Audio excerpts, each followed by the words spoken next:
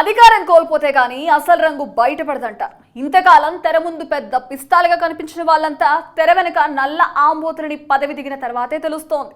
రేవంత్ రెడ్డి అధికారానికి వచ్చిన వెంటనే చేపట్టిన చర్యల కారణంగా బీఆర్ఎస్ కీలక నేతల బాగోతాలు తొందరగానే బయటపడుతున్నాయి. ప్రభుత్వం గ్రీన్ సిగ్నల్ ఇవ్వడంతో అధికారులు కూడా వేగంగానే కదులుతున్నారు.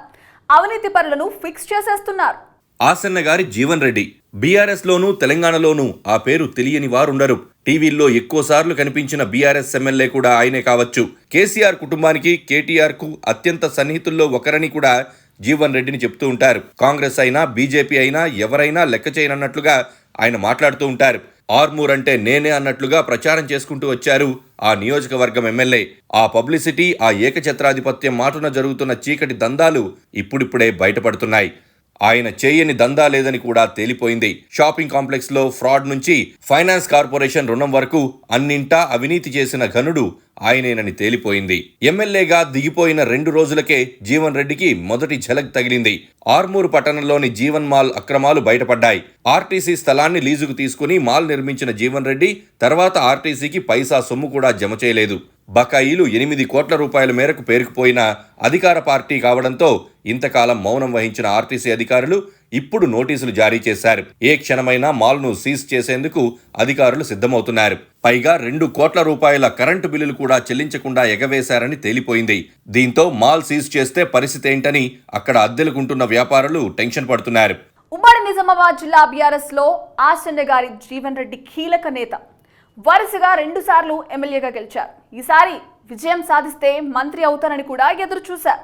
అనూహ్యంగా బీజేపీ అభ్యర్థి పైడి రాకేష్ రెడ్డి చేతిలో ఓడిపోయి ఘోర పరాభవం పాలయ్యారు. నియోజకవర్గంలో 3వ స్థానానికి పడిపోయారు. ఇప్పుడు ఆయనపై ముప్పెట దాడి జరుగుతోంది. ఇప్పుడు జీవన్ రెడ్డి అక్రమాలు ఒక్కొక్కటిగా బయటపడుతున్నాయి. రాష్ట్ర ఫైనాన్స్ కార్పొరేషన్ నుంచి తీసుకున్న 20 కోట్ల రూపాయల రుణాన్ని వడ్డీతో చెల్లించాలని జీవన్ రెడ్డికి అధికారులు తాజాగా నోటీసులు జారీ చేశారు. పైగా ఆర్మూర్ మున్సిపల్ పరిధిలోని మామిడిపల్లిలో ఉన్న ఆయన ఇంటికి నోటీసులు అంటించి మరీ దాన్ని పబ్లిక్ చేశారు. భార్య రజితారెడ్డి పేరుతో జీవన్ రెడ్డి 20 కోట్ల రూపాయలు రుణం తీసుకోగా మరో 25 కోట్ల రూపాయలు వడ్డీతో కలిపి ఇప్పుడు 45 కోట్ల రూపాయలు చెల్లించాల్సి ఉంటుంది. మరోపక్క క్వారీలు, క్రషర్ల వ్యవహారంలో కూడా జీవన్ రెడ్డిపై పరోక్ష ఆరోపణలు వస్తున్నాయి.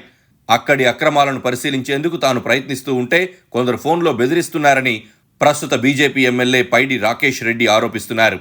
ఆయన నర్మగర్భంగా జీవన్ రెడ్డిపై ఆరోపణలు చేస్తూ ఈ విషయాన్ని అవసరమైతే సీఎం రేవంత్ రెడ్డి వరకు తీసుకెళ్తానని హెచ్చరిస్తున్నారు. జీవన్ రెడ్డి ఒక వెలిగిన నాయకుడే. ఇప్పుడు మాత్రం అసలు రంగు బయటపడుతోంది. చేసిన అక్రమాలకు షాకుల మీద షాకులు తగులుతున్నాయి. బీఆర్ఎస్ లో ఆయన ఒక్కరే తప్పులు చేశారు అనడానికి కూడా వీల్లేదు. నిన్నటి అధికార పార్టీలో జీవన్ రెడ్డిలు ఎంతమంది ఉన్నారో తేలాల్సింది. ఇక సీఎం రేవంత్ రెడ్డి దూకుడు చూస్తుంటే మాత్రం అందరినీ బుక్ చేసే అవకాశం ఉందని భావిస్తున్నారు.